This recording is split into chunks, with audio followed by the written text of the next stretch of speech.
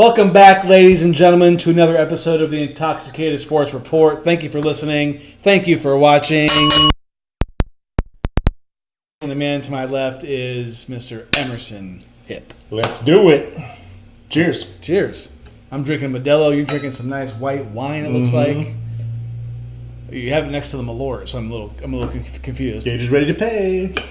Yeah, everyone's excited. Yep. I'm drinking. That was easy. Yeah, we'll get there. Yeah. We'll get there when we get there. I think it'll be appropriate to do it probably, during the NFL segment? Or do you want to do it off the bat? Let's do it when we talk about the Cowboys game. Okay, there we go. How about that? Right now we're watching the MLB Playoffs, Dodgers versus the Cincinnati Reds.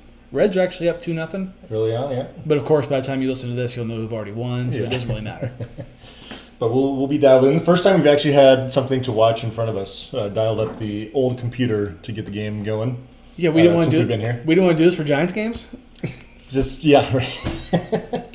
I don't know why I didn't think about breaking out the old computer, but dusted it off and it's ready to go. Yeah. We got baseball. We were watching some football on this thing on Sunday. That's right, yeah. It was nice. You had us over on Sunday. Yeah, that was very, fun. very nice of you to have us over. Had the kiddos here, too. Yeah, it was Emerson's playpen. I love it. Sal's daughter's hilarious. Dude. She is. Oh, she's great. Bang, bang, Niner game. Well, She's probably said that at least 10 times throughout the day. It was funny. Her and Theo were vibing. Yeah. Well, it was nice. That was good. It was a good little time. Went to Lola's before. Walked back from Lola's to prove a point to you. Not very far. Yeah, not far at all. But will you do it? Who knows? Basically 1 block. And I've been to Lola's. I mean, I used to live in this neighborhood where you live now. Mm-hmm. And back then, Lola's was a little run down, I would say. Not the best grocery store. Went in there for the first time probably since I've lived over here. And it was just super nice. Nice facelift they got. Absolutely. Yeah. The whole shopping center over here, the old Sonoma Shopping Center. Yeah, they did a good job. A great facelift. And Sal was talking about the burritos from there. Oh, yeah. I didn't have one on Sunday, but I'm really interested. It looks nice. It looks like a place I'd want to eat from. That's nice. You know? I think it'd be worth checking out. Absolutely. I mean, you catch yourself on a nice hungover day. You're right. I heard they have, Sal said they have breakfast burritos. Might have to happen. Shoot. So, thanks for having us over. Yeah, of course. That was fun. Glad you guys came. We were here a little early. We weren't here for the full Niner game. We were here probably from 10 to 1. Yeah, watch some early football. along those lines, which is fine. It was a nice overcast day out. Yeah, it's kind of been the It's been weird lately, yeah. The last week or two, or no. Yeah, probably last week, I would say. It quickly went from like 90 plus to in the 60s. Yeah. Which that happens in California. Yeah. So, what can you say? Yeah. Shall we jump right into baseball? Sure. Talk about the Giants. We'll wrap up the season, put a bow on it. Finished exactly 81-81. Do we know where we had them for our predictions starting the season? I think I had them missing the playoffs. You want to know something real funny? Do you have? I did not have them in the playoffs. I didn't either. I had them exactly at 81-81. Nice. So I nailed that one. I probably said somewhere between. I probably said in the 80 win range. Yeah, Something along those I believe lines. their over/under was 79.5. Mm-hmm. Which, when we get to our predictions recap or review, whatever we want to call it, in a little bit, got to talk about over/unders and how poorly I did this year compared to last year. So, Hey, it's okay. Yeah, it happens. But yeah, the Giants, I believe, were the one team I nailed on the dot their record, Yeah. which is kind of funny. I don't think The one team I watched. I didn't do records. Did division winners and that kind of thing. Mm-hmm. I know you like to get a little more in depth into stats, which is great. Yeah, the Giants. Good thing about the Giants, Willie Adames hit his 30th home run, which hadn't happened for a Giant since Bonds in 06? Yeah. I want to say almost 20 years. He did it in 04. 04. Okay. Yeah. 04. So over 20 years. Yeah. Which is a big deal. I feel like for a long time it was. Yeah. It was like I said a couple weeks ago. Buster Posey played for the Giants and then became a GM, and that time, no one had hit over 30 home runs. Right. Yeah. Even before that too. Yeah. I mean, and 30 is it's a pretty good benchmark for a home run hitter. Absolutely. I don't necessarily look at Willie Adames as like a true power hitter, but he had 30 before. He's got power. But he's got some thump, yeah. And he did it last game of the season. Yeah. And because you almost called it. You're like, he's going to hit 29 on the dot. And he was damn close. Luckily, the Giants ended the season with the Rockies. Rockies, won 40-something games? Yeah. 42. One of the worst seasons of all time. Worst seasons of all time. Yeah. So good for Willie. And he also won the Willie Mack Award He did, yes. in his first I season think as a well Giant. deserved. Obviously, He he just didn't. seems like a really good clubhouse guy. Yeah, and I think that was the biggest thing with him and what he brought to the team this year. Obviously, his first half was not spectacular, but he had a great second half, but all season long, like you said, big clubhouse guy, big energy guy. Him and his white son, Drew Gilbert, bringing up the vibes in the clubhouse. You think Willie Adames is the first Giant to win the Willie Mack Award who's also named Willie? It's got to be. Got to be, right? I don't know many Willies in Giants history other than Willie Mays and Willie McCovey. There we go. And Willie McCovey was after Willie Mays. So. Logan Webb finished with the most innings pitched in the MLB and the most Ks in the National League. Yeah, great season for Great Logan. season. Yeah. It just kind of sucks that the Giants were, mid. Yeah, he's steady Eddie. He did not have a great second half of the season, which I think the Giants' pitching staff was a big reason why they couldn't get it done in the second half. Mm-hmm. But yeah, no, he was awesome all year for the most part. All-star once again, well deserved, great season. A couple other things I want to mention before we get into Bob Melvin is Rafael Devers. He played 163 games this year. Yeah, it's pretty rare. Which is the 34th instance in MLB history. That's crazy. I mean, there's only been 162 game season for roughly 60 years. Mm-hmm. But still, so it only happens on average once every other year. Yeah. Yeah. Yeah, because they play once. Normally, a season's 162 for those who don't know. So he played one more than that, and that happened because mid-season trade, right. And he played just how it worked out. You know what? That's interesting though. Is I wonder how many of those instances were players playing 163 because of an extra game. Because they used to do the one-game playoff to get into the postseason, like if there was a tie, which they don't do anymore. That's a good point. So he did it the unorthodox way, I would think, by getting traded mid-season and playing every game, basically. And also, I think, did he have 35 home runs this year? I do believe he finished with 35. Didn't he have 20 with the Giants in half a season? Yep. Yeah, just over half a year. So we got to think, if Willie doesn't hit 30 again next season, you got to think Devers, given a healthy season, will hit over 30. I think Devers is primed to have a good season next year for the Giants. Yeah. We'll see about the batting average side of things, but I think 40 is in play for Devers. Are we at this point with baseball right now, the batting average, how many guys hit for 300 this year in the regular season? 7. So, which is the fewest, I believe, all time. Guys strike out. Am I a fan? No. But also, I didn't grow up playing baseball, so I don't really know that much about playing baseball. But if I were to play, I'd like to think I'd be the kind of player that tries my best to get on base and just try to make contact. Yeah. Which I know analytics don't want you to do that these days. They want you to get launch angle and try to hit home runs and that kind of a thing. But if I'm starting a team, I want players that get on base. Yeah, I mean, how do you score runs? Yeah. By getting on base. Well, there's I guess ways. in theory, home run, you touch all the bases. Right. I think. Well, don't get me wrong. Getting on base is still very valuable. I think the whole getting on base via the base hit is less coveted as it used to be. Hitting coaches these days teach, find your pitch and do damage with it, and if you don't, try and work a walk maybe. Mm-hmm. So I think, it's very much a philosophical thing. I think part of that is because the pitchers are so fucking good these days. They're all throwing 90, 96 plus, which is not easy to hit. And when I hear guys like Will Clark, no one hits 300 anymore. Dude, because no one was, not half the league was throwing 98 like they are now when you play. Will Clark, what's funny, I have a Will Clark poster in my room, which is an old one. Yeah. I didn't see Will Clark, I didn't see an at-bat of his career live. Yeah. But when I hear him on his podcast, he just sounds just like your classic pompous boomer. Yeah, oh my God, yes, 100%. Hell of a player. I would not want him to manage the Giants. I'm sorry. Oh God, no. I don't think the Giants want him to manage the Giants. No, I think Buster Posey wishes he wasn't even part of the franchise. But he can't do anything about it. Of course not. Will Clark, his number retired by the team. Exactly. So he's clearly a Giant legend. But just when you hear him talk, it's can you talk a little less? Yeah. Maybe a little less loud, too. Yeah. No, I respect what he did, and I mean there was a time in the game where he was maybe one of the 5 best hitters in baseball. Mm-hmm. So you have to give him his due there, but at the same time he's a little out of touch with modern baseball. That's all I'm saying. And also Bob Melvin was fired on Monday 2 seasons with the Giants, his record was 161 and 163, and that is also very mid. a little below mid because it's not 500. Yeah. What are your thoughts on this? Were you surprised? I shouldn't say surprised, but I didn't necessarily think it was going to happen. It was interesting to hear that he did not feel super confident in keeping his job when he had his post game or post season interviews or whatever. So yeah, I do think though that Buster felt, this, even though I like Bob Melvin, it's not the guy I hired, and he doesn't appear to be elevating the team.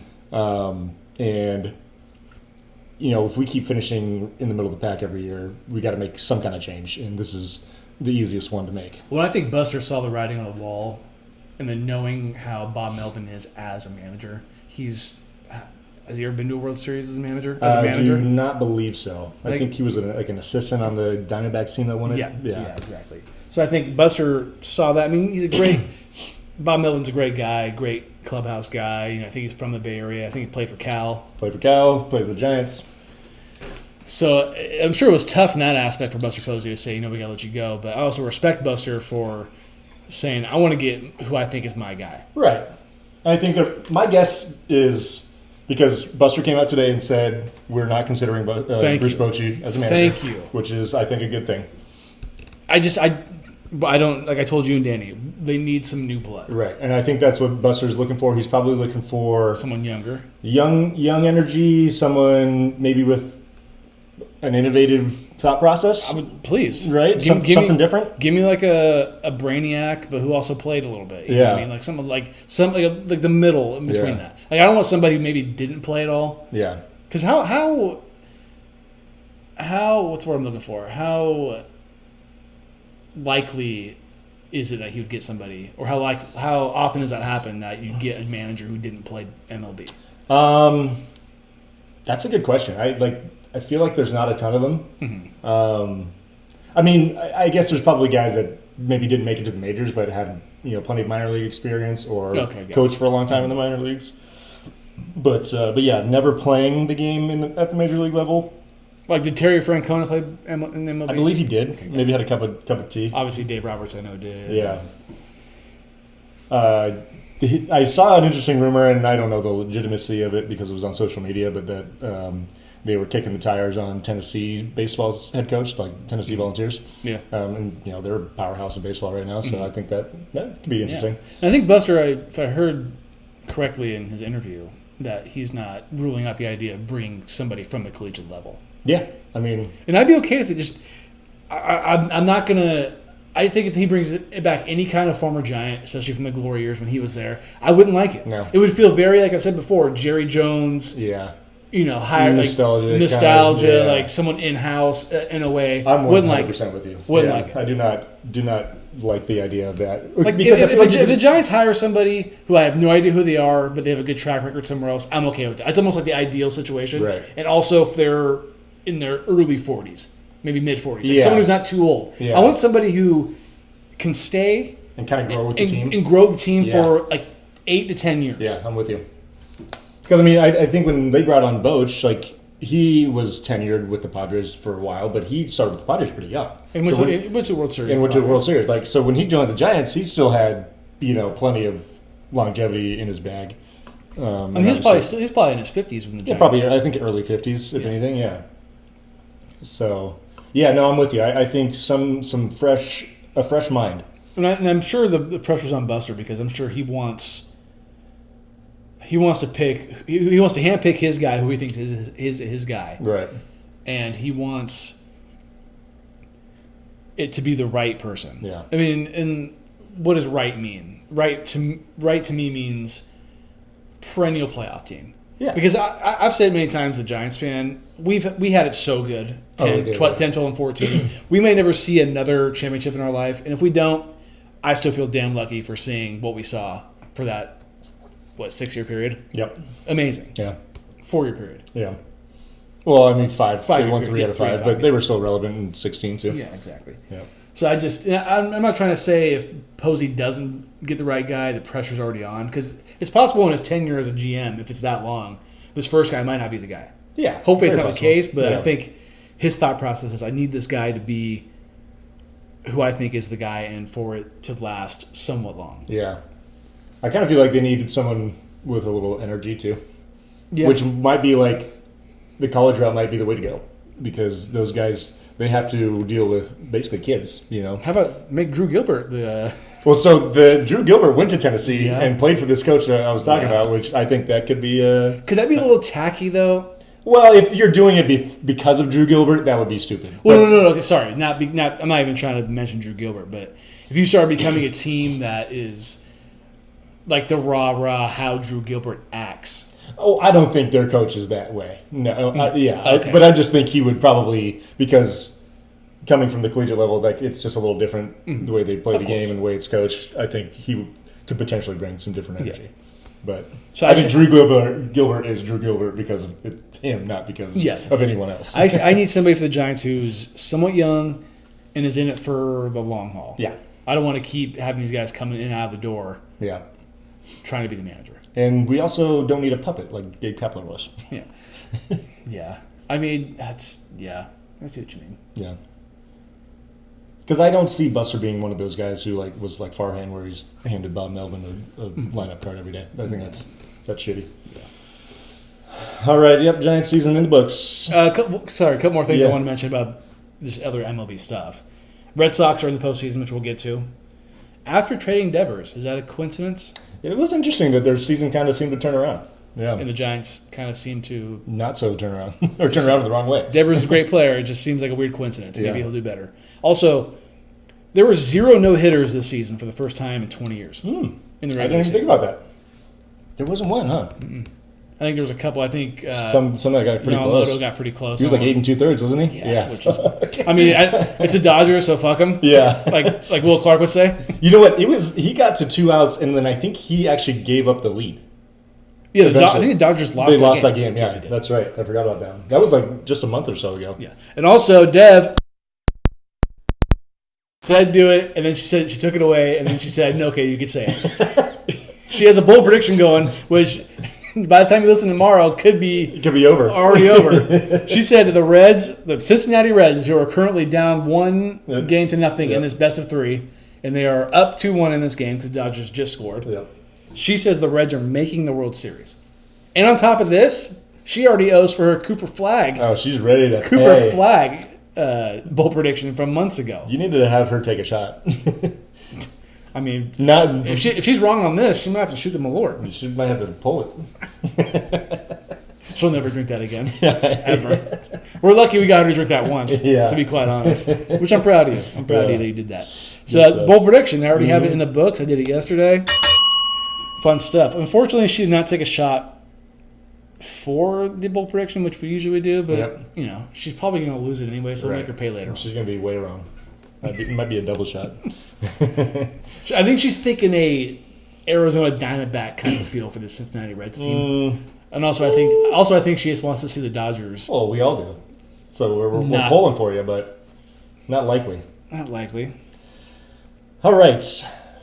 Let's review our predictions like we promised earlier in the show. Baseball predictions, that is. How successful were you in picking playoff teams? Let's hear it. So, American League, I was terrible.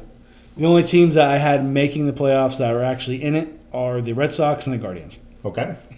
I got those two right as well. Yeah. I had the Rangers, Royals, Orioles, and Astros.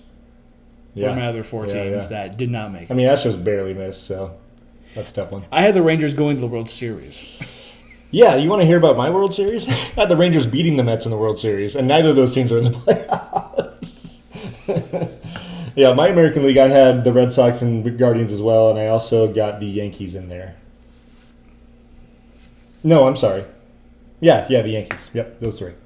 So half of the teams in the American League. I also got half the teams in the National League. I got the Dodgers right, Phillies, and the Cubs.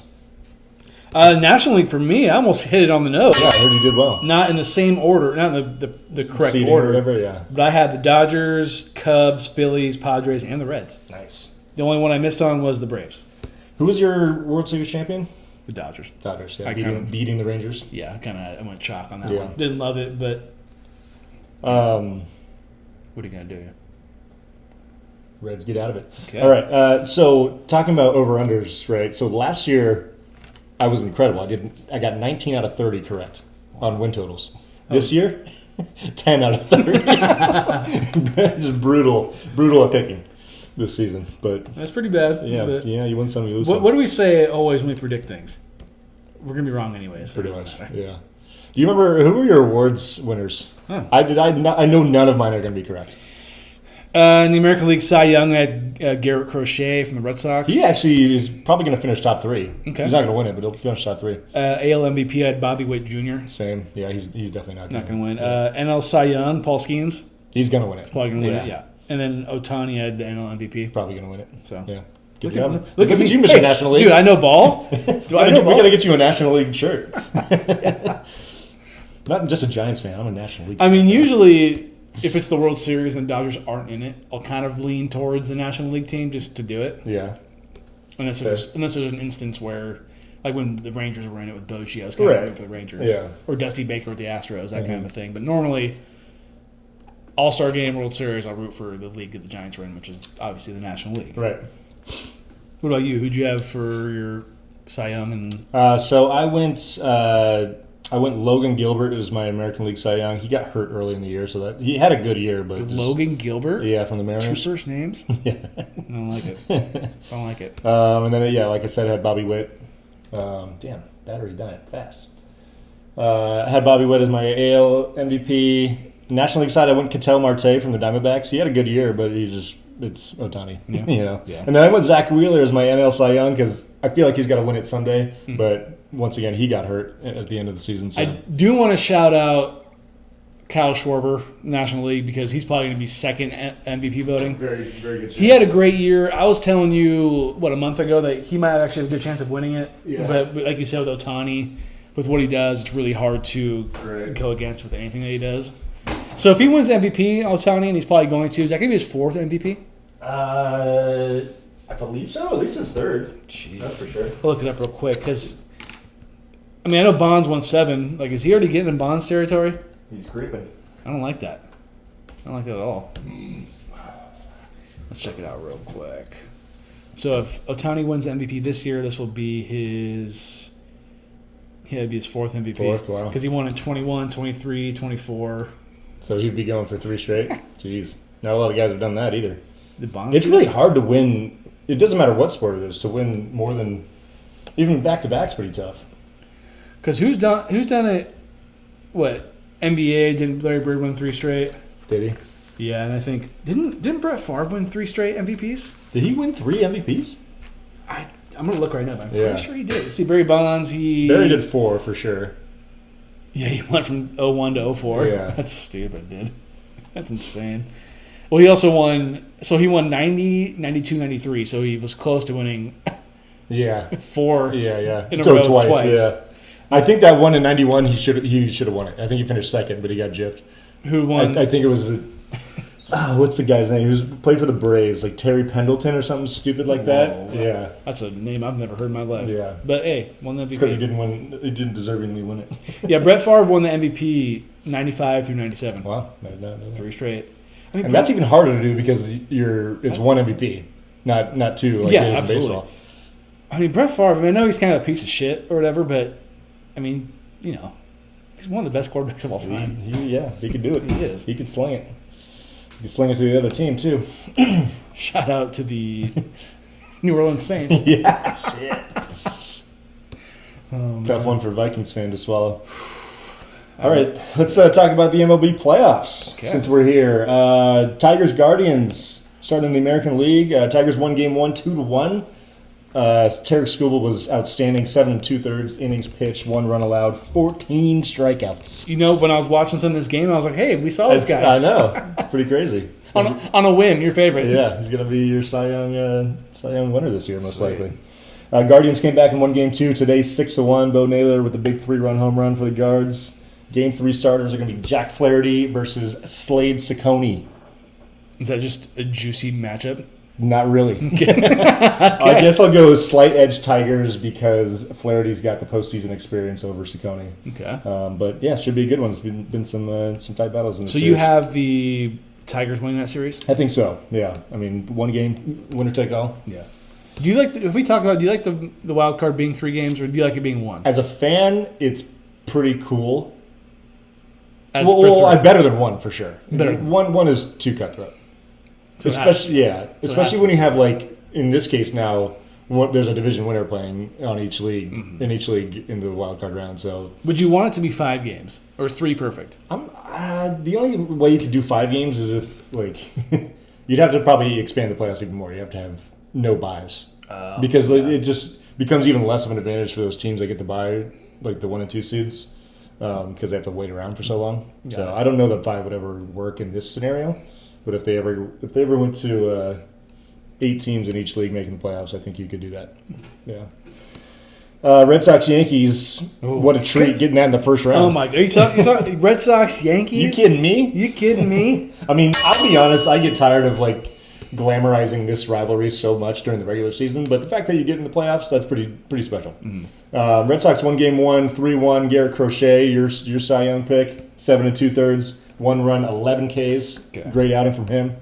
And then the Yankees won today 4-3. Ben Wrights with a big 2-run dinger. Had to have it. They had to. Had to have it. Came up big in the end. Game 3 starters. Red Sox have not determined one yet, but Cam Schlittler, the rookie, is pitching for the Yankees tomorrow. So let me ask you in regards of rivalry matchups, obviously how the Red Sox and Yankees are. Is it such a big rivalry because of the history, of course, but because of they both play in the same league as well? Because they can play in the playoffs more often than right. Yeah, that definitely adds to it. So is that more impressive that the Celtics and Lakers rivalry is so prominent even to this day because they weren't even in the same league. Right. They're not in the same league, so they only had to face each other in the playoffs in the finals. Yeah, I think too. Like when it comes to Major League Baseball and the NFL versus what the NBA has, is like there's more divisional rivalries because you play more often. Mm-hmm. I think. Or like I guess they don't play that much more often, but the divisional games mean more. Well, in the NFL it means more because you only play so many. You're but right. In baseball you play so often, or at least you used to because they've reformatted this obviously the schedule. But in the NBA, like divisional matchups don't really matter. So like the proximity rivalries are less important, I guess. And like the NBA too over history has been very dynasty based, so it's like there's the teams that go to the finals up until the last like 6-8 years have been very predictable. Yeah, right? absolutely. Yeah, I'm just thinking about because when I think of the 2 biggest sports rivalries from my point of view, it's Red Sox Yankees, Celtics Lakers. I think that's fair. Like whenever I think of these 2 teams, Red Sox Yankees playing each other, I think of Celtics Lakers. I just do. Because, like, theoretically, the Warriors and Lakers should be rivals, but they've never really been good at the same time. And I think that's a big part of it in the NBA.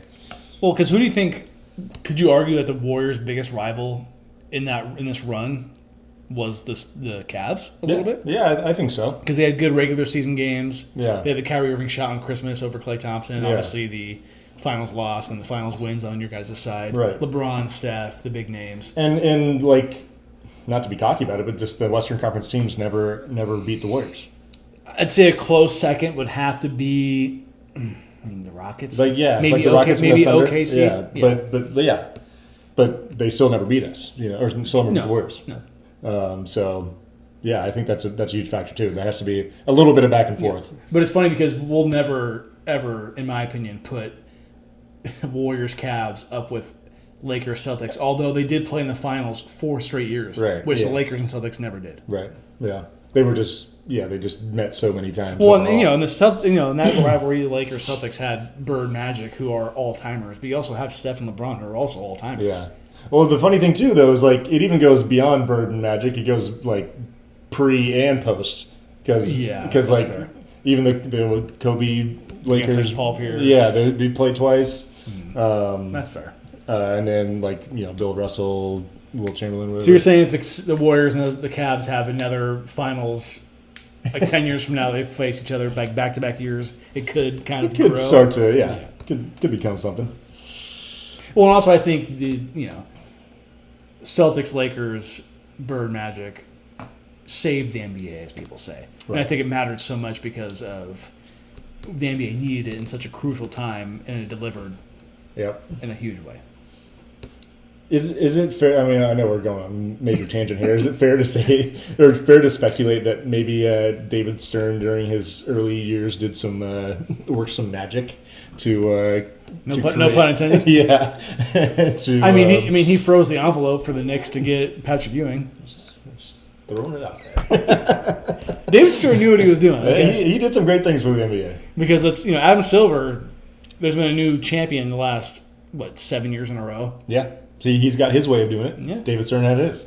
And David Stern, it worked. Yeah. All right, moving on to the National League. Padres versus Cubs. Cubs won game 1, 3-1. This has been a battle of the bullpen so far in this series. The Cubs bullpen in the first game, 4 2/3 innings of shutout baseball to shut the door on the Padres. And then today in game 2, Padres won 3-0, and their bullpen went 5 1/3 scoreless, which is pretty impressive. Were you surprised Dylan Cease only went 4? He's been I didn't really look at his stat line. He didn't even finish the 4th inning. But he's been known to rack up a lot of pitches trying to get strikeouts, and he walks guys too. So I'm sure. I saw it happen because I watched some of this game on my lunch a little bit. And at first I was like, man, why are you pulling this guy? He's, it seems like he's doing well. But, essentially this was their last game of the season. And if they didn't, you had to pull everything out. Had to go for it. And so I understand why. And from what I've heard, they have a really good bullpen. Yep. And so, why not have him go not even 4 and then have the rest of the bullpen go? Because tomorrow might be kind of tough, but you got to get there. You have to get there. Yeah. Because there's no tomorrow if you don't win today. Exactly. Mason Miller, speaking of their great bullpen, faced 6 batters today, struck out 5 of them, and hit the other one. So he was inflicting pain in multiple ways. And Manny Machado. Big home run. 2-run home run. Yeah. Game 3 starters are going to be Yu Darvish versus Jamison Tyone. Yu Darvish is still going. Man. I was just going to say Yu Darvish is still You can't get rid of him. He's like a cockroach. He's the Japanese cockroach. Let's see how old Yu Darvish is. He's approaching 40 for sure. 39. 39. He just turned 39 in August. Oh, that's a gapper. Oh, Can they get it in? Is Fat Boy going to score? Is that Muncy? Yeah. Throw his ass out. Too late. And Dodgers tie the game in the bottom of the 4th. And speaking of the Dodgers, Dodgers won yesterday game 1, 10-5. Ohtani and Teo Hernandez, 2 home runs each. Blake Snell was awesome too, 7 innings, 2 runs, 9 Ks. Get out of here. Puke. God. That was easy. It's just so infuriating from a Giants fan's perspective. Yeah. To see him throw an absolute gem last night, because that's what he did. I'm not even. I'll try not to be biased right now, but he threw a great game. From what I saw, I didn't even watch the entire game. He dominated. I mean, he didn't really start getting touched up a little bit until late in the game, his outing, but yeah. I almost forgot that he was on the Dodgers. He was absent for a lot of the year with injury. Yeah, exactly. Yeah, It's just annoying. How long can the Dodgers be this evil empire for? Honestly, can they just keep this going? It may never end. Can this just be like this forever? I mean, they have an ownership group that is just financially loaded. So unless someone sabotages their, whatever they're working with, it's going to be like this forever. And I hate hearing on the radio about, the Giants need to try to close the gap between the Dodgers and even the Padres. I'm like, they're never going to close the gap against the Dodgers. It's never going to happen. They're just going to have to find a different way. That's the only way. They're going to have to make it chippy, make it ugly, something. Mm-hmm. Like smack someone in the face or something. I don't know, do something. It's just, I'm tired of seeing this motherfucking blue on my screen in October. Yeah. I don't like it. It's not fun. And it's not going to end. Yeah. Like you said, it's going to, another 10 years of this? You ready for this? Oh, at least. Are you kidding me? There's no signs of slowing down. It sucks. Yeah. The Dodger blue, it infuriates me when I see it. And I hate the Dodgers, but I don't really hate them like you do. Yeah. But when I see that blue, or I see the LA logo, which I think... Oh, my God. Really? Yeah, here we go. Yeah, Dev, that bold prediction. Giants legend Zach Littell on the mound for the Reds. Don't miss him at all. The LA logo, it's a clean logo. I know it's I know it's barf, whatever. Yeah. It's up there with the Yankee logo. Anytime I see anybody wear it, I see it on a car, I see it on a flag. Oh, I kind of throw up a little bit. And I know this is coming from a Cowboys fan. Everyone hates us too, but God damn, I hate the blue. Yep. Look at them all. Yeah. Gross. Let's move on. This is probably the only series that's not going to go 3 games. Yeah, of course. Not shocking. Of course. So, and you think our only hope, being Giants fans, for the Dodgers to lose is the Phillies? I think so. Yeah. Maybe the Cubs. I know for sure the Padres will not beat them if they face them somehow. They're the little brother. We talked about this. Although they have beaten them. they have, but they can't. This team doesn't hit. This Padres team can't hit. They got a great bullpen, but that's all. That's pretty much all they got. And did the Dodgers? And look, I'm already saying they're champions. But do you think they played it kind of perfectly by not trying to win 120 games and kind of just almost limping their way into the playoffs? This kind of feels a little... maybe not limping because they were division champs. It definitely feels a little like 2018 Warriors. They just kind of mailed it in during the regular season and then playoffs come around. That's exactly what I was thinking. Or post 2016. Yeah. The back-to-back years after that, right? Yeah. With Durant. We don't have to win 73 games. Yeah. We can just win probably 58. Yeah. Get in. And then obliterate you. Yeah. KD, your back hurts? Yeah, take a week off. Steph, your ankles hurt? Doesn't matter. Take a month off. Fuck it. Go start a wine brand. Fuck it. Do something else. That's what the Dodgers seem like they did this year. Yeah. I mean, they actually did have some injuries. They did. Pitching staff had a lot of injuries. But I think when it came down to it, they're thinking, we don't have to win this many games because we know what we have. We know once we get in this thing, we're going to beat everybody. They're there. And do I like rooting for the Phillies? Do I like rooting for Philly teams? No, not really. I'm going to have to. Not really. Or Chicago. I don't really hate the Cubs. I did in 2016, but that's pretty much about it. I got my Cubs shirt on right now. That's nice. Go Cubs, go. Wrigleyville. Go Cubs, go. It's a nice shirt because if you don't know it, then you don't think it's a Cubs shirt, in my opinion. Yeah. I mean, you might be able to see, if you look at it closely, you can see the MLB logo and the Nike logo. What does that say? Respect our neighborhood? Oh, respect our neighborhood. Can you not read that? Not upside down. Okay. It's a little faded. Oh, come on. Fucking Reds. Okay, let's move on. New pitcher, no good. All right, college football. Let's talk about the big games this weekend. Number 13, Ole Miss beat number 4, LSU, 24-19. This really was not that much of a game. Ole Miss kind of controlled it, but they let LSU hang around. But they did outgain LSU 484 yards to 256. This season in college football so far, there's been a lot of teams that we think are good. Mm-hmm. On paper, they're sexy, but haven't shown up on Saturdays so far. Is Ole Miss undefeated? Ole Miss is undefeated. They are up to number, I think, top 5. Did Tony just hit that out? No, okay, no way. Thank God. That pitch was like a full foot inside. Warning track power. Yeah. Yeah, Ole Miss having a good start, but we all know they're going to crumble down the stretch. I'm sure they almost no doubt. You know what's funny is James is not talking. I don't think he's talking enough shit right now. Yeah, where is he? I mean, Nicaragua? I mean, yes, literally he is. Well, he still answered my text. But also, I forgot who I'm talking about. It's James. He doesn't care about sports. Right. He puts on a facade for everybody that he does. He's definitely a scoreboard checker. That's it. No, for sure. Yeah. He's not watching this game right now. Not a fucking chance. Chance. James, actually, I'll give him the benefit of the doubt. He is a Dodger fan. Whatever. Give him the benefit of the doubt? I know. I don't think that's the right word. He's been to the stadium and seen a game. Ugh. Gross. And he is a Dodger fan, but I have not seen him talk shit. I mean, I guess the playoffs just started. Yeah. Maybe he won't say anything until maybe the championship series. But even that's a stretch. We're living in a world right now where Ole Miss is undefeated. And the Dodgers are going to win it again. Is this hell? Just think if the Cowboys were undefeated. It'd be even worse. Yeah, it would, because they'd give me false hope. More SEC football. Number 17, Alabama pulled a little upset on number 5, Georgia, 24-21. Bama played almost a flawless game. Did you watch any of this game? We had it on at work, and we weren't super busy, so I was definitely rubbernecking the TVs. But yeah, I mean, 13 out of 19 on third down, and they held Georgia, I believe, to 2 of 8 on third down. So they controlled third down, which is such a huge thing in football. And Ty Simpson was pretty much perfect. Accounted for all 3 touchdowns, 2 in the air, 1 on the ground for Alabama. Fucking Magic. Get him off the screen. Sorry. Tangent. It makes sense that Magic Johnson's a Dodger guy because he has a stake in the team and he's part of the team. Nah, I'm being a little sarcastic. It's just it just sucks. Do we need to shut this? No, we don't. Not yet. But anyways, yeah, Bama ends Georgia's 33-game home winning streak. You jinxed it. I did. Sure did. Sorry, Dogs fans.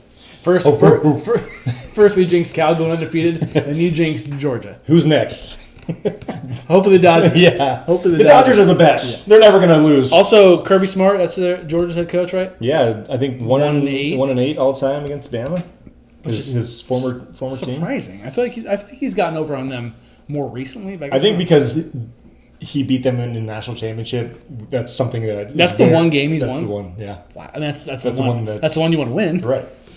Man, I just feel like they've beaten them in the SEC championship. No, they probably should have a couple times, but didn't. And I want to say the biggest game of the weekend was Oregon against Penn State. Oregon came out on top in double overtime, 30-24. Penn State did come back and force overtime with a couple of touchdowns late in the fourth quarter, but Oregon sealed the game in double overtime with an interception. And Dante Moore, really awesome game from him. Unfortunately, 3 touchdown passes for the Ducks.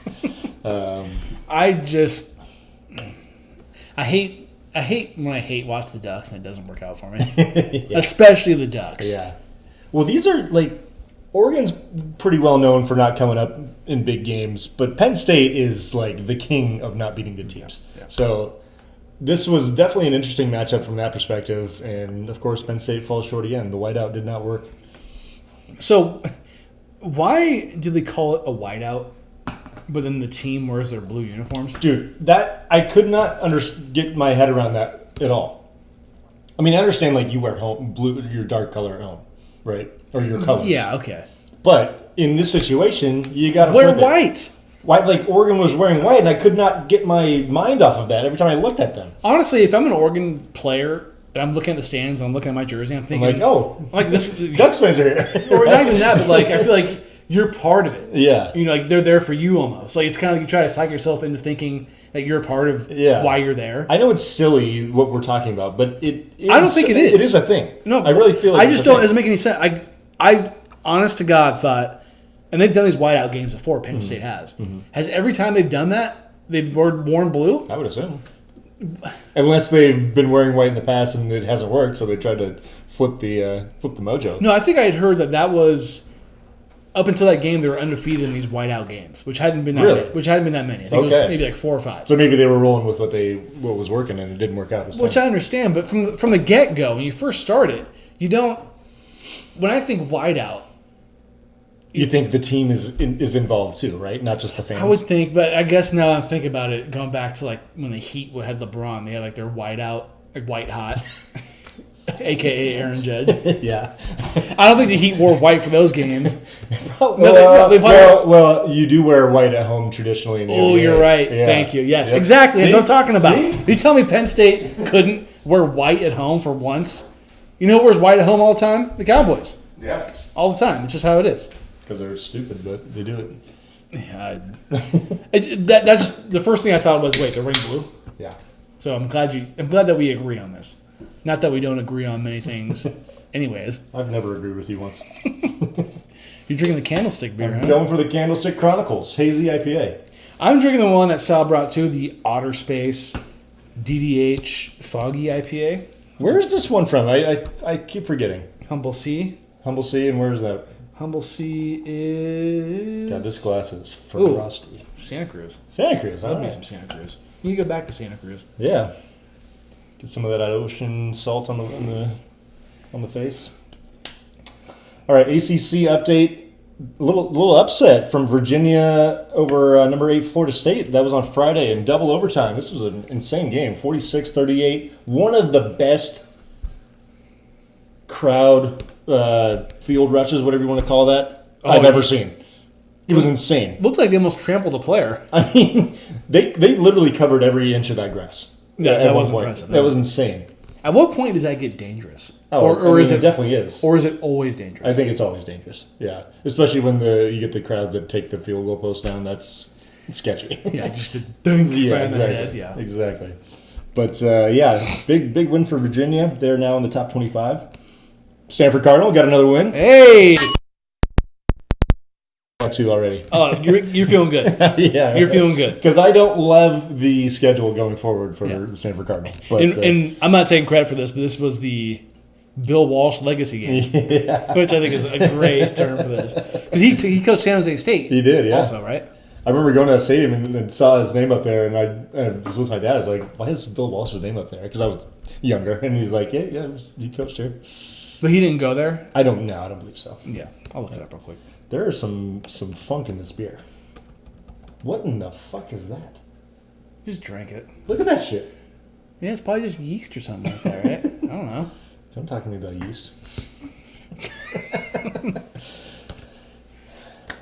But Stanford did not make this one easy. They trailed actually 26-14 in the fourth quarter, but came back and won. So kudos.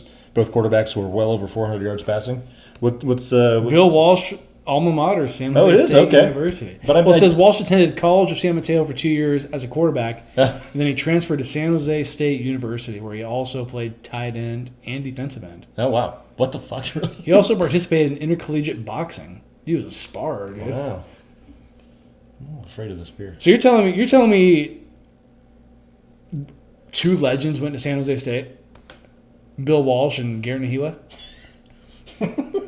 Yes, Dude, that's sick. that's what we were saying. Man, do you think anybody has a San Jose State Bill Walsh jersey? That'd be sick. That'd be killer. That'd be sick. People would be like, "Who the fuck is Walsh?" Oh, that Bill Walsh. Oh, there's only one Walsh. If you're wearing a football jersey that says Walsh, I would bet that a lot of people don't know that Bill Walsh even played football yeah. because you just think of him as the coach. Right. Stanford is going to be off this week. Moving on to Cal, they beat Boston College 20. That's a big win for Cal. Yeah. I mean, I think going to Boston College and winning that game. Yeah. After how they got slaughtered by San Diego State. They got off to a kind of a rough start in this game, but they bounced back pretty quickly and managed to get the W. So How's the beer taste? it tastes fine. It's still like very frosty, and just I'm a little concerned about the shit that's in the bottom of it. It's just freaking me out. It's gonna stay there. I'm gonna pull it out. This guy.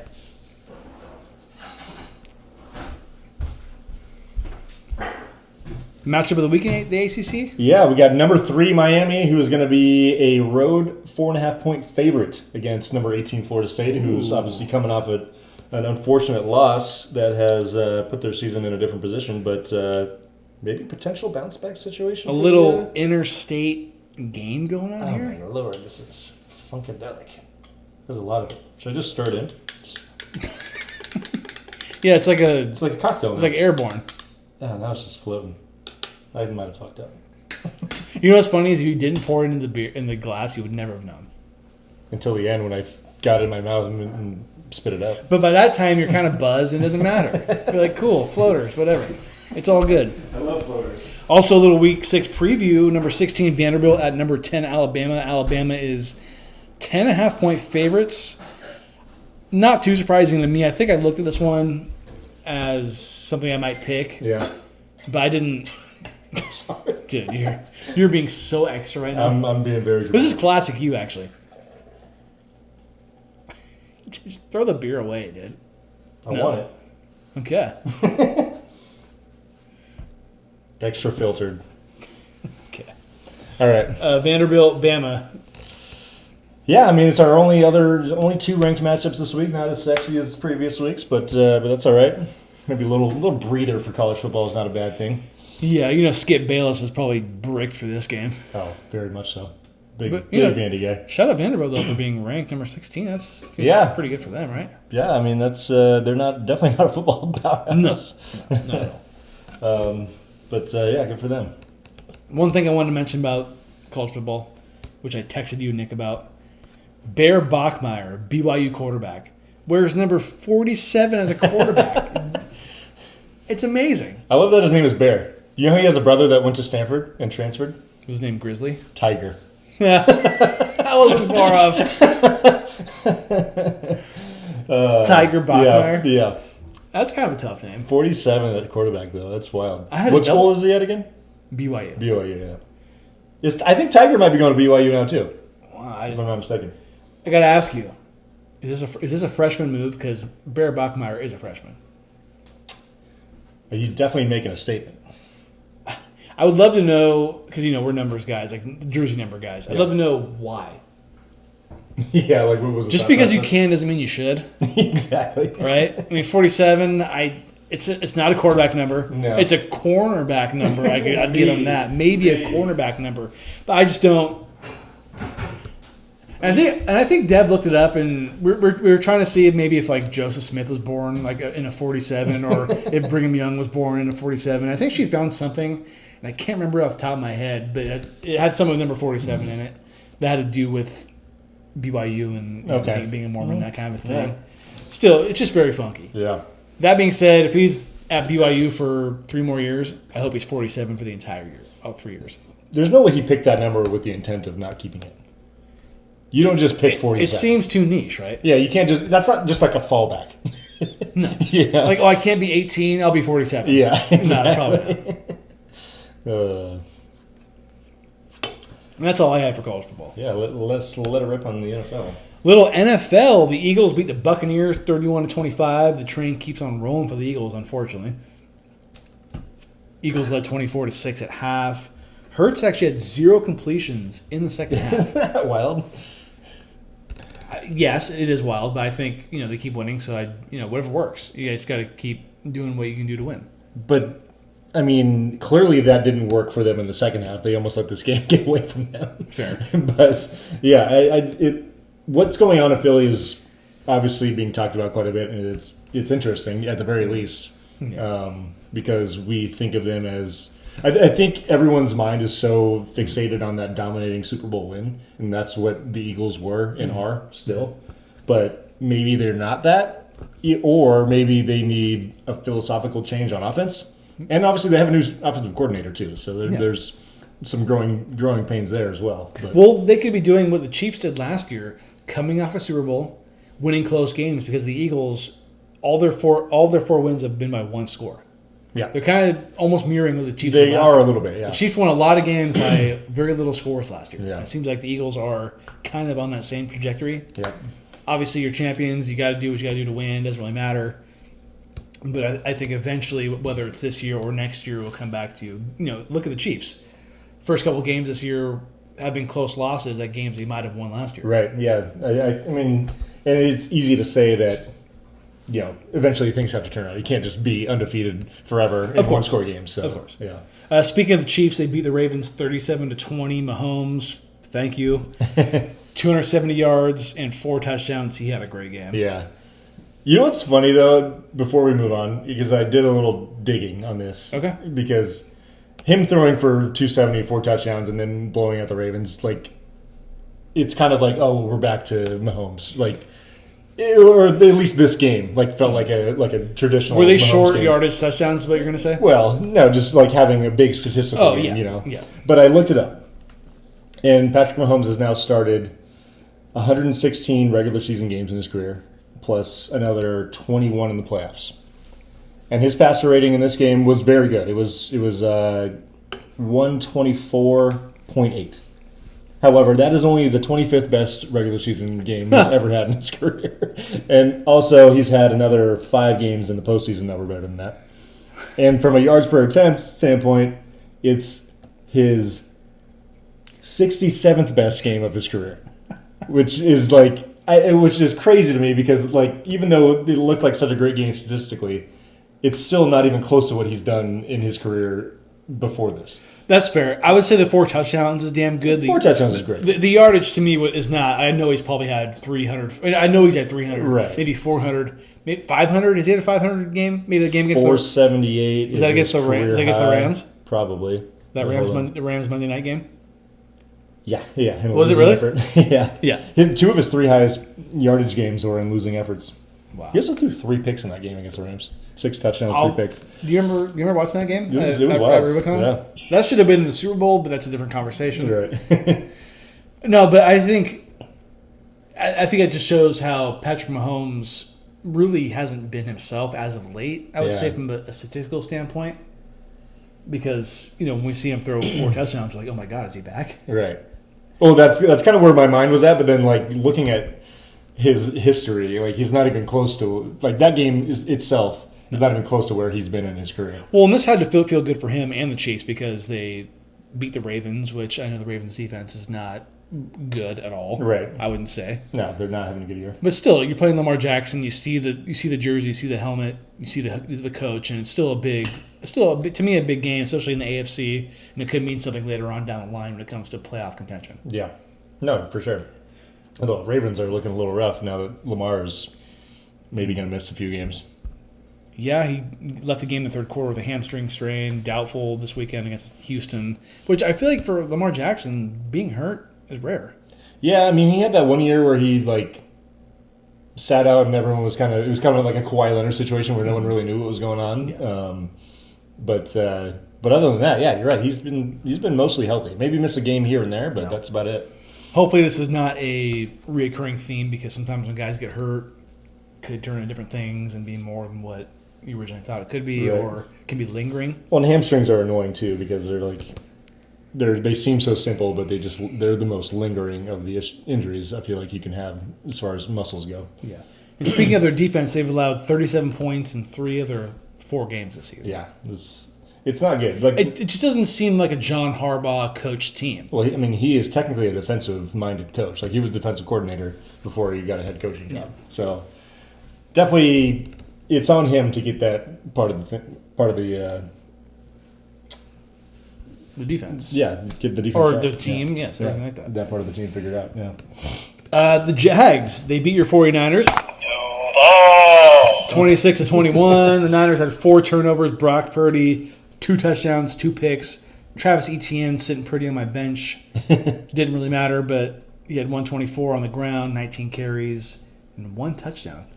Yeah, he was the key piece of this game because the Niners couldn't stop. I mean, really, they just couldn't stop the run in general. But he was the main guy carrying the rock. Well, what's funny is I didn't start him in fantasy because I felt Niners been pretty good on defense. Robert Saul's back. Yeah. The vibes were all good. I actually haven't really looked at them like statistically from a run stopping standpoint, but yeah, I mean overall they've had a good defense so far this season. But yeah, they could not stop a nosebleed in the run game anyways in this game, and honestly like. The Jags let the Niners stay in this game, but they had no business winning this game with the way they played. I mean, turning the ball over 4 times, obviously that's a given. You're not going to compete. Yeah. But they did not put any pressure on Trevor Lawrence. And obviously, Nick Bosa not being there, we kind of feared that. But it's a little concerning that Saleh wasn't able to figure out another way to get pressure on him. I mean, it felt like every time the Niners blitzed, the Jags found a way to pick it up. So, which is kind of frustrating to watch. I mean, it was a tough one to watch. Brock didn't seem terribly comfortable in the pocket, missing some reads.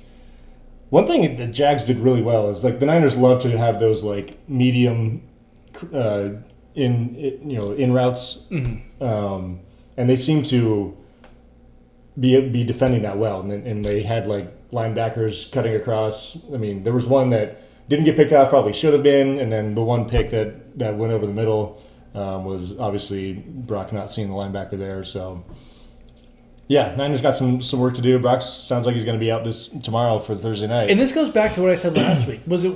I mean, I know Mac Jones was hurt too, which didn't really help things. Yeah. But, Brock plays, not a great game, and then it costs him the short week game. Yeah. I mean, it's tough. Like you said, the Mac Jones injury made that probably a more difficult decision. Would they have played him anyways? Maybe. Yeah. But yeah. Real quick, baseball. Bases juice, no outs for the Reds. They have to score. Are they going to get a run? I'm going to say no. Dodgers luck, they're going to find a way to not give up a run. We'll get back to you. What did you think about the post game? What's the head coach of the Jags? Yes, that douche, Liam Cohen.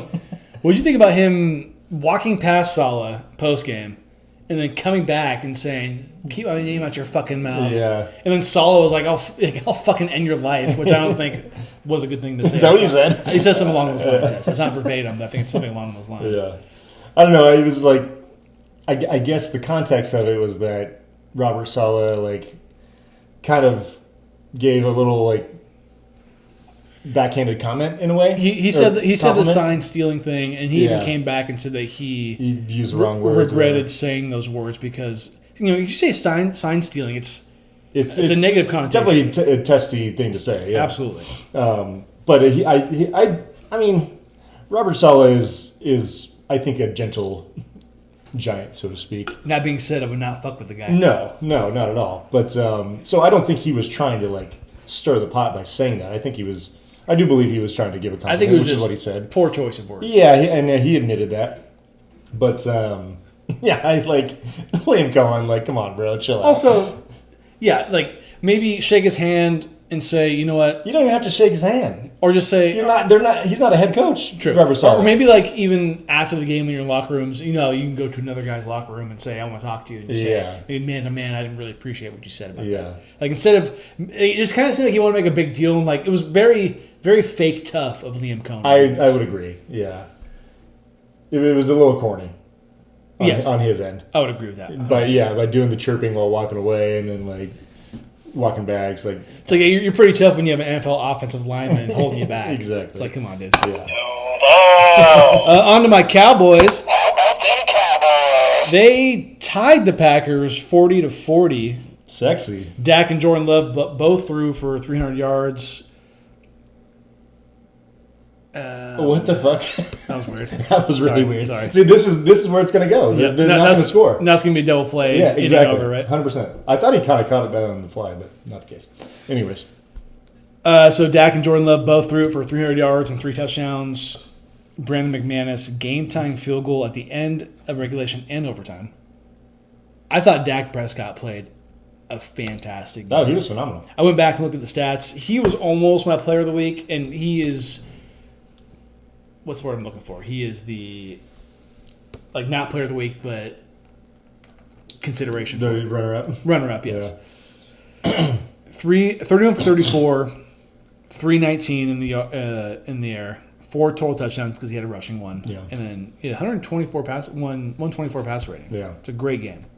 Probably the best I've seen him play in a while. No, he was really good. Given how bad the defense was. Yeah. I mean, everyone's talking up this Packers team. They got their defensive superstar now, but hanging 40 on him, that's impressive. Micah Parsons almost did nothing in this game, but he had the big play in overtime where Dak looked like he was probably going to try to run it at least for a first down, and he snagged him from behind, which counted as a sack. Which was kind of stupid.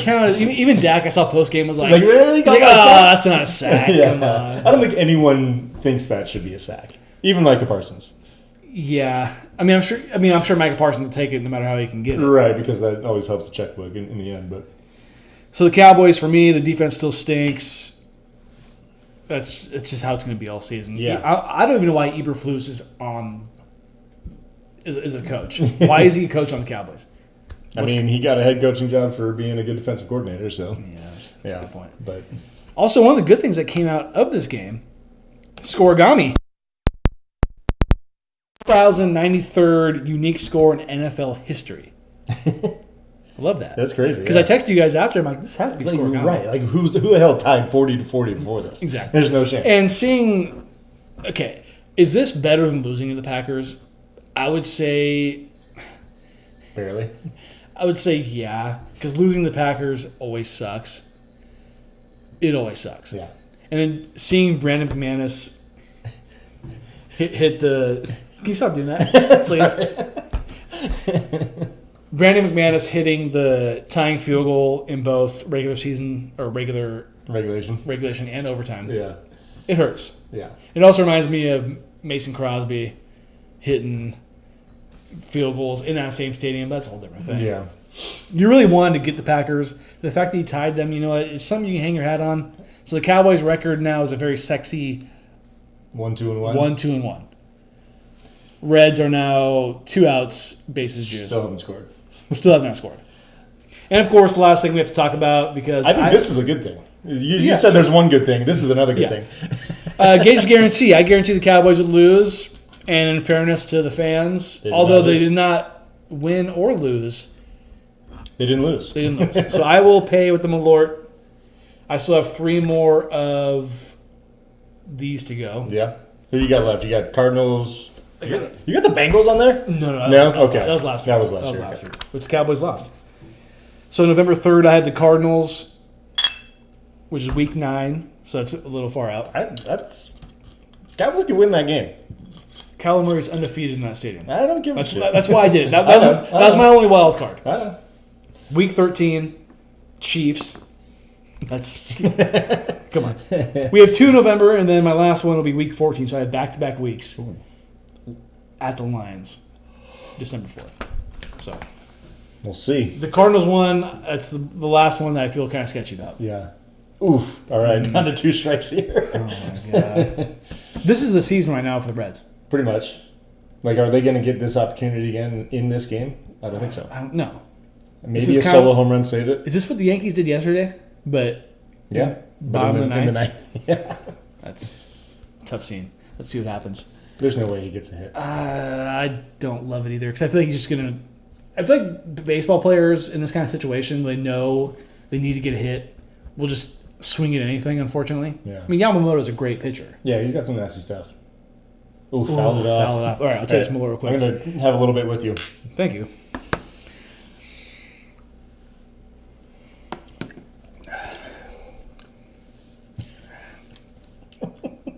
Because we shot a full one on Sunday, Yeah, or closer to a full one, yeah.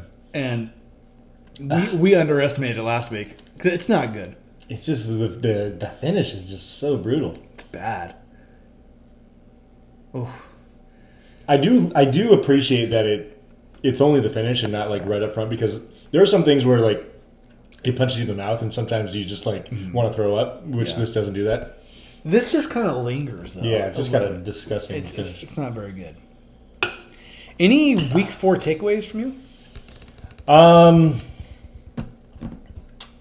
Yeah, I mean, we had obviously four undefeated teams lose, Niners included in that, and there goes the strikeout. We got out of it. Fucking Yamamoto. That's not a week 4 takeaway, but yeah, Niners, Bucks, Chargers, Colts all lost. Chargers lost to the fucking Giants. Jackson Dart getting a W in his first career start. Who? Jackson Dart, Oh, your boy my fantasy football starter this week. Lamar Jackson Dart. Lamar Jackson Dart, my guy. Yeah, he got a W. Colts, man, the Colts probably should have beat the Rams. Did you see that touchdown that the guy fumbled into the end zone? Oh, Deshaun Jackson did. Jackson did. Yeah. I did. Although his was a little different because it slipped out of his hand. It wasn't like a drop. But You're telling me with these nice ass gloves they have, it just How? slipped out? How? Right. Anyways, So Eagles and Bills are the only remaining undefeated teams, which 2 teams I think a lot of people had going to the Super Bowl. yeah. But yeah, I think it's just the first month of the season in the NFL is just you're finding out a lot about teams, and we're still going to continue to find out about teams as the season goes, obviously. But with the way teams treat the preseason, it's almost like an extension of the preseason. Yeah. These first few weeks. Yeah, exactly. Also, Tyreek Hill out for the year.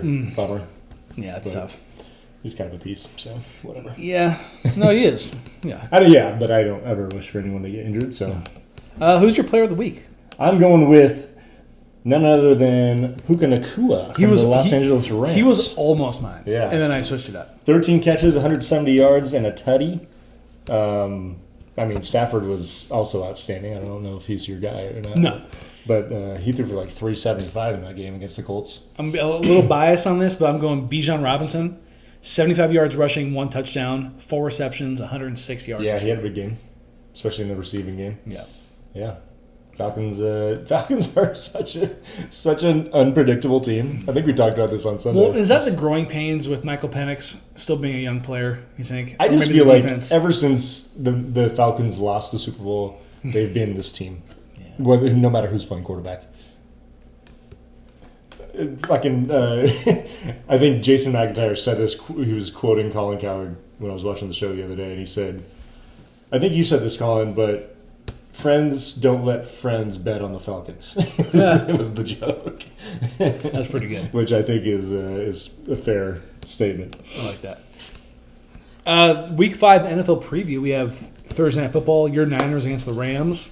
Rams are 6.5-point favorites. MAC 10, baby. Yeah, but you don't have. Is Pearsall not going to play? Who knows who? The Jennings isn't going to play. Who fucking knows? Who cares? The Rams or the Niners are not going to win this game. I don't think so. There's a less than, I think 20% chance would be generous that they win this game. Yeah. Short week on the road. I don't care that it's in Levi South. Not happening. Yeah. At what point are we going to stop calling it that? Just saying. I think after they lose tomorrow. Yeah. London game. Vikings are also playing another game overseas. Good for them. They're 3.5-point favorites against the Browns. Not a sexy matchup. Not at all. Yeah. Not at Well, all. I mean, I think we maybe mentioned this situation where they were playing 2 overseas games before, but if you're a player for the Vikings, how do you feel about this? Like you're spending basically 3 weeks over there. I think if you have a family, it probably sucks. Yeah. If you're single, whatever. And it's just like the NFL is an American game. I'm not saying that they shouldn't promote it outside of the States, but they're just playing so many games outside of the U.S. I feel like it's a little bit overkill. Yeah, no, I agree. Yeah. A little too much. I feel like the idea of having a NFL team in London, like the Jags or something like that, I think it's crazy. I think it's a huge ask. I think it's insane. Yeah. And incredibly unrealistic. I do too. I know they're going to try and figure out the logistics for it, and they probably are very deep into that conversation with NFL officials, but I just don't see how it works. I feel like that's so much travel. Yeah. I almost feel like every team that would play a London team would have to have their bye the next week. That's probably how they would work it out. Something like that. Yeah, but Which, it's a lot. Kudos to those guys that make the schedule, because I feel like it's a tough ask, dude, no matter what. I almost I feel like you'd have to have at least 2 teams in Europe just to make some sense. Maybe even a full division, right? For that matter. But the Broncos are playing in Philly against the Eagles. Eagles are 3.5-point favorites. It's an interesting matchup. I mean, we talk about the Eagles like you would think because they're Super Bowl defending champs at home. Broncos are, they made the playoffs last year, but you would think they'd be more than 3.5-point favorites. At least I would. Yeah. But just the way they're playing, I think that's what Vegas is telling you, is that they're not overly, impressed by this team so far. Well, I think it's more about the Eagles also haven't lost a game in fucking who knows how long. Right, but I just feel like 3.5 is you could argue it's not enough points that they're getting or giving. Oh, Yeah. okay, gotcha. Yeah. I agree with that. Bucks at the Seahawks. Seahawks are 3.5-point favorites as This well. line, I know it's an interesting line. Yeah, I know the Bucks are dealing with injuries, but I saw this one. I thought that was interesting. They're given obviously a little home field advantage there to the Seahawks with this line, but yeah, I mean, I guess maybe they're buying what the Seahawks are doing. Darnold. It's not the Micah effect; it's the Darnold effect. The Commanders at the Chargers. Chargers are 2.5-point favorites. I believe Jalen's back this week, right? I think so. Yeah, too. I've been hearing that anyways. I like this line though. Not Jalen, Jaden. Jaden, yeah, for the Chargers. Yeah, I think it's an interesting game, and I mean, Chargers definitely want to bounce back after losing to the fucking Giants, for God's sake, and a rookie quarterback. No kidding. That was not their best effort on Sunday, but yeah, we'll see what Jimmy Harbaugh can do. The Cowboys are 2.5-point road favorites against the Jets. Not surprising because the Jets are defeated. I can't believe he didn't put that 500 feet into the seats. Anyways, yeah. I mean, the Jets, this is an interesting game. The Jets are obviously in rebuild mode. Justin Fields is Justin Fields. He's not it. Yeah. I'm sorry, Sal. Yeah. He's not it. He never should have been the quarterback of the Niners, and I'm glad he wasn't. I'm sure Sal still regrets saying that. Although Kyle Shanahan can make it work with anybody, it seems like. So, Yeah. What do I know? You like the Cowboys' chances in this one? No. The pessimist that you are? I guess. The Cowboys, in theory, should win this game. Yeah. I'm curious what the over-under is. I wouldn't be shocked if it's close to, like, in the 55 range. Could I see the Cowboys fumbling this and losing? Of course. Yeah. Of course. How bad the defense is. This is a stay-away game. for sure on the betting market. Not touching If you're this. betting this, you're fucking psychotic. Yeah, not touching it. On to the football picks. How was our recap from last week? We actually overall did pretty good, at least from a win-loss record standpoint. You went 2-1. I didn't net any good money. You were actually minus money though, which Yeah, is because I went hard on the Packers. you did, Unfortunately, and that was your $500 bet. But you thought you lost your TCU bet, which was hilarious. I did totally. I was pissed. But they did cover by a half a point over Arizona State. And then you got the Bears plus 1.5, which you're lucky you got that line because they did not cover the 1.5 if it was the other way. I didn't. So 2-1. But I'll take it. Yeah, I was 4-1 plus 400. Only loss was Bama, which is the biggest money I put down. Unfortunately, Someone put this guy out. yeah. I'm not going to take too much credit because my money was only plus 400. I wanted more than that, but nonetheless, I like being back at a clean 6-6 so far this year. So I'm 6-5, minus 100, and you're minus 5. Yeah, that's 6-6. Okay, not too bad. Not too bad. Yeah. Who are you taking this week? So in my college football game, I'm staying away from the top 25. Didn't like any of the lines, so I'm gonna go Cal. I'm gonna go Cal plus 2.5 at home against Duke for $100. Okay. Coming off the Boston College win, a little surprised that Duke is favored on the road. Yeah, I mean, I think Duke's. I don't know what their record is, but I feel like they were kind of a potential ACC sleeper this season. Yeah. So I'm gonna roll with the Bears on this one. All right, I like it. Cal Bears. My first NFL pick, I'm gonna go. Oh, jeez. Yep, spy on. I'm gonna go the New York Football Giants. I'm gonna go plus 1.5 at the Saints for $100. For $100. I don't love this game. Almost a stay away game, but the Jackson Dart effect, right? Why Yeah. not? Write it. And the Saints going into the Superdome, I think with a rookie quarterback could be a tough deal. Yeah. That's why I'm not putting that much money on it. But I do like the Giants in this game. And you said 100 or 200? I'm gonna go 100. One. Okay. Just kind of keep it safe. Cool. My next pick, NFL. I'm gonna go Eagles 3.5-point favorites against the Broncos. There it is. I'm gonna go $300. Oh. I feel pretty good about this. The Eagles just win games as of right now. You know what that means? They're probably going to lose. Yeah, So we'll or see. 1 by 3. Exactly. And then my last one, which is funny because you mentioned these last two games, I'm going to go Chargers, 2.5 favorites against the Commanders. I'm going to go $200 on that. Okay, nice.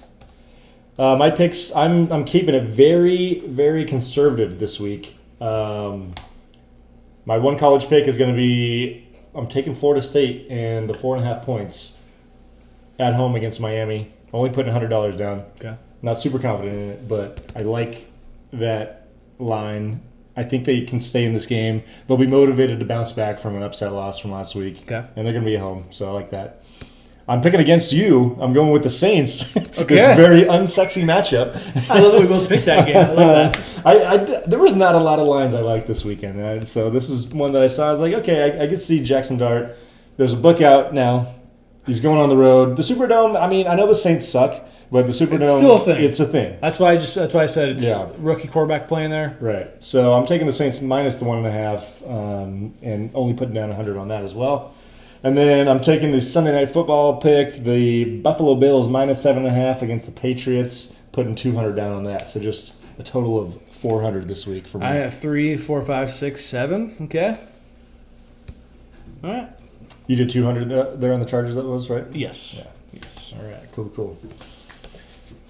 And that is the NFL. Picks are in, baby. Which means It's time That was easy. for last call. How about them Cowboys? Duval. that was a nice just little cycle. You like that? Yeah. What do you got? I got a lot, actually. I only have one thing. So. Okay. You want me to go first? Yeah. All right, the Warriors, they finally finalized some moves. Some of these were rumors for a long time. But first and foremost, they signed Jonathan Kuminga to a 2-year contract. I believe it's worth $48.5 million, if I remember correctly, with a team option in the second year, which I think is exactly what the Warriors were hoping for. Dodgers blowing this thing open. Oh, God. So, yeah, I think this is definitely a more favorable deal for the Warriors, considering what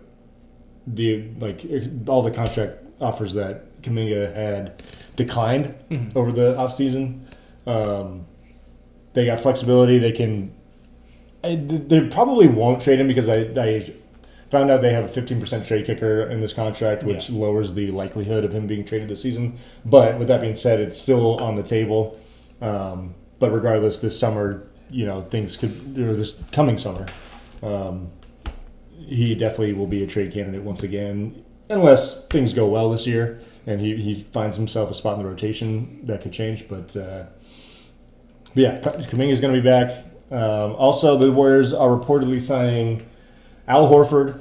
Gary Payton's coming back. They're bringing back DeAnthony Melton, who was with the team before he got hurt and then traded last year. And Seth Curry is joining his brother with the Warriors. That's fun. This season. Yeah, that's fun. And, he's probably not going to play a ton of minutes, but he's proven to be a solid bench player throughout his career, so I don't think it's a bad pickup. Well, for the family, you have to think it's probably a dream that these guys can play on an NBA team together. Right, yeah. Because how many times in the history of the NBA has that instance happened? Right. Very few. Yeah. I mean, I'm sure it has, but I don't even know of one. Brothers playing together? Yeah. Oh, I guess the Morris twins. Yeah. Yeah. And obviously, like Bron and Brownie play together, and there's probably more that we can't think of, but it's very cool. Yeah. Very cool to be able to do something like that. Absolutely. Al Horford, he's old. They're the Golden State Warriors. Yeah. Honestly, I mean, he's the most noteworthy free agent signing, and I do think I like the idea of him, but I just because he can help space the floor at the center spot, he can play next to Draymond because Draymond's obviously not much of a floor spacer. Mm-hmm. But they're just so old. I can't really realistically look at them as a contender with this roster. Yeah. I mean, playoffs, sure. Win a playoff round, that's great. Get to the conference finals, that would be incredible. And playing in the finals, I don't see it. Yeah. Oh, shucks. Yeah. But we've had a lot of fun as Warriors fans, so we can only ask for so much. Exactly. It's like what I was saying earlier with the Giants. Yeah. Champions League match day 2. Spurs tied yesterday against Bodo 2-2. Probably a team you would like to see them beat, but they got lucky and stole 1 point against them. And then PSG actually snagged a W today against Barcelona in Barcelona 2-1. Gonzalo Ramos scored in the 90th minute to give PSG the W, so that was awesome. Love that. Yeah. And then the WNBA finals begin on Friday. Phoenix Mercury versus Las Vegas Aces. I'll take the Aces. I think so. They got the best player in the world. So yeah. What are you gonna do? One thing I want to mention was Bad Bunny performing at the Super Bowl halftime show, much to the dismay of literally everybody, it seems. Yeah. Right. But I think it's going to be fun. I have no problem with it. I've heard a couple of his songs. I like the beats. It's kind of like that reggaeton. Yeah. Like that, dun, dun, dun, like that kind of shit. Sal loves that shit. Yeah, it's his favorite. One song that I like, which I had to have the button here for, it's called Monaco. Had to have it. It's a good song. It's a song you probably hear on I'm sure I've heard it. TikTok or like Instagram, and people do like their reels and stuff. But any excuse to use this? We're not going to Monaco, but we're going to Santa Clara for the Super Bowl. That's where Bad Bunny's going. Yeah. I don't really know his music, so I can't say I hate it or don't. Yeah, it's kind of whatever. Like I don't love Bad Bunny by any stretch. Yeah. I just don't like. Did I want Metallica? Of course. Did Deb talk me out of the idea of it happening because just because you like heavy metal doesn't mean everybody else does? Yeah. Which is true. Very true. And we know Jay-Z has a history thus far of not having, he likes to mix in the like more the R&B-ish or like, hip-hop. Like non-white people. I'm not trying to be that guy, but he's had. How long has he been in charge, if you will? That's a good question. But I know the last 5 years it was like Bad Bunny, Kendrick, Usher, the LA, Dr. Dre. Yeah. I know Eminem was there, but it's just kind of one of those. I forget who it was before that. But no, and it's fun. I have no idea. I have no problem with him having, because those are all big artists. They're massive. Right. Did I just want Metallica to be there in Santa Clara because they're from the Bay Area? It would be fitting. For sure. Yeah. And should they have done that for Super Bowl 50 when the Broncos beat the Panthers? 100%. Maybe so, yeah. But they had Coldplay. Or no, they had Beyonce. Was it Beyonce for that one? Or was it a combination? I don't even remember. Was it a combination of Coldplay, Beyonce, and Bruno Mars? My thing with the halftime show, and I'm not even trying to shit on it, it's just I don't give a fuck. Honestly, I'm here to watch the Super Bowl. Yeah. Not music. Super Bowl 50 was headline performer Coldplay with a special guest Beyonce and Bruno Mars. Oh, Yes. okay. Yeah. See, I can't even remember a single halftime performance that really like caught me. Oh, you can't? No, I thought like I remember the Katy Perry one because like the fucking all the theatrics and whatnot was pretty insane. But other than that, no, I don't have I really don't have a favorite all time halftime show. Oh. Because they all meant nothing to me. It was all about the game. My favorite. I'm a football fan. My favorite. Oh no, there was a weekend too sprinkled in between. I think those ones I just said because the weekend did. Okay. You're living in Dover still when that happened. Yeah. I think that was the Chiefs. Chiefs and Rams? No, not Rams. Chiefs and Bucks. Bucks, yeah. Yeah. Which I remember I was drunk, so I couldn't really remember that halftime show. I like the weekend. He's cool. My favorite halftime show of all time, I would say, is probably the Dr. Dre one.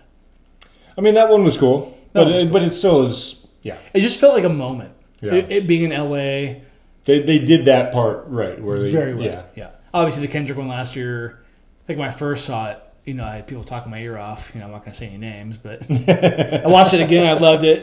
The Prince one from years ago, which I was very young, and I had to rewatch it later on in my life, which is very good. Yeah. But ones I've seen recently, I would say Dr. Dre for sure. Because remember when the Niners played the Chiefs the first time, it was Shakira and J-Lo? Yeah. Like, I don't really care about that. Yeah. Like, yeah, they're hot and they're shaking their ass, but come on. Yeah. Like, I need And then I need a little more than that. It was Rihanna when we were in Paris, is that right? Yeah. Yeah. That one was good. Because she was like pregnant and like she whatever, was yeah. on these like Yeah. stilt thing or like the I can't explain what it is, but they were like lifted platforms Yeah. or something like that. I do remember Rolling Stones because they had the tongue stage. Yeah. Yeah. But I don't remember the actual performance. I feel like I vaguely remember the Timberlake Janet Jackson. Yeah, I mean, we were all kind of young, but I do remember like the aftermath of it for sure because it was all over the media. All right, everyone, thanks for tuning in. I think Gage probably has to pee. Yeah. By the way he's moving. Thanks for watching, listening. We'll see you next week. Peace.